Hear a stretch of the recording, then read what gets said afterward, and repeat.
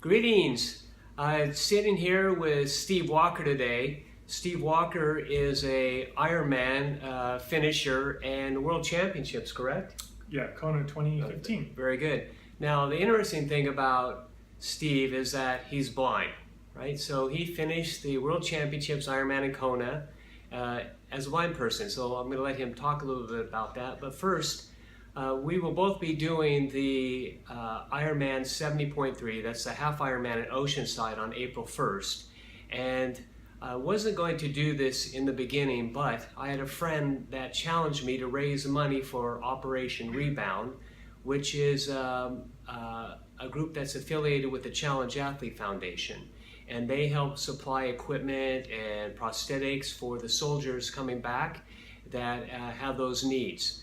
Now, the friend of mine told me that, in fact, has already done that, has donated $1,000, and all I have to do is match that with another $1,000. So I'd like you to consider that. But before we talk about it in detail, I'd like to introduce Steve and let him tell you a little bit about himself. Thanks, Tim. In a nutshell, I am a two-time Ironman finisher. I've done, I think it's 4 half Ironman, and all while losing, or I've lost about 95% of my vision. So I didn't get into the sport of triathlon until I met CAF and found CAF in 2013, when I set out with the goal of doing my first Ironman.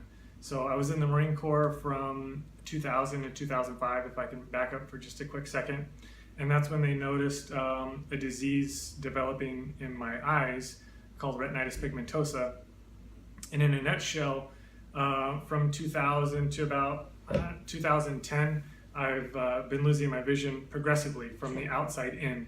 And where it stands right now, if you were to imagine looking through like a McDonald's soda straw, that's what I can see out of my left eye. And then if you were to take that straw and distort it and make it blurry, that's kind of the vision that I do have. And out of my right eye, really can't see anything except for the presence of light. But yeah, so what happened is my life obviously had to readjust both emotionally and mentally and also physically, not being able to run like I used to. And I was fortunate to be introduced to CAF, and one of their first questions was, what do you want to do? And I sat down with Nico, who was in charge of the Operation Rebound program, and I said, I want to do an Ironman. And his very simple, kind of eloquent answer was, okay. And we just set out with the goal, and they connected me into the community of visually impaired and blind athletes to figure out the bike and the tether and how to swim visually impaired and how to run safely and all those things. And from when I met them in literally January of 2013, I did my first 70.3 in San Diego in September. And then I bumped into Tim, coincidentally, in Mexico in November of 2014, scouting out the swim course with my guide. So it's been an amazing journey, and I'm just so fortunate to come across this organization of CAF.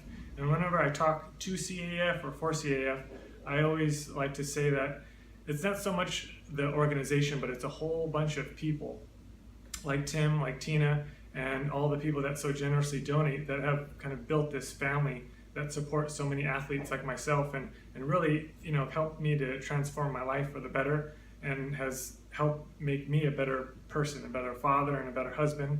And I'm really grateful for everything that CEF and people like Tim and Tina have done. Steve, tell me what you're doing to help others. I had to pick myself up, and symbolically doing an Ironman was a big part of that. And once I rebuilt my self-esteem and my confidence and feeling good about, me as a person without eyesight, I was finally able to get reconnected into a community. So right now I'm in a community of other blind athletes, primarily in cycling. So what we do is we help each other in any way possible. So I'm based out of Redondo Beach, which is not that far from an international track in Carson, or the Velodrome. So I've had some blind athletes come here, stay, we try to split costs with hotels and equipment and coaches, and we just try to lean on each other and Right. support each other.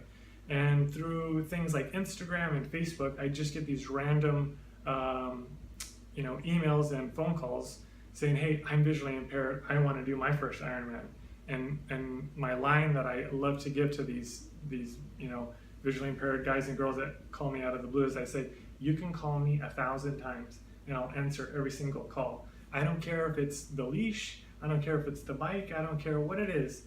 If it's towards helping you finish your first sprint, 5K, Ironman, whatever it is, I'll give you as much knowledge as I have, because really that's what other blind athletes have done for me, is they've been a resource for me to kind of propel me towards all my goals. So that's what I try to pride myself on doing, is giving back to other athletes, primarily right now visually impaired. And then also, because I was in the Marine Corps, I've been fortunate enough to be asked to speak in front of some groups of veterans that some of them have various injuries, whether they're PTSD or physical ailments, and I can share my story of how I kind of refocused my energy towards something positive through sports.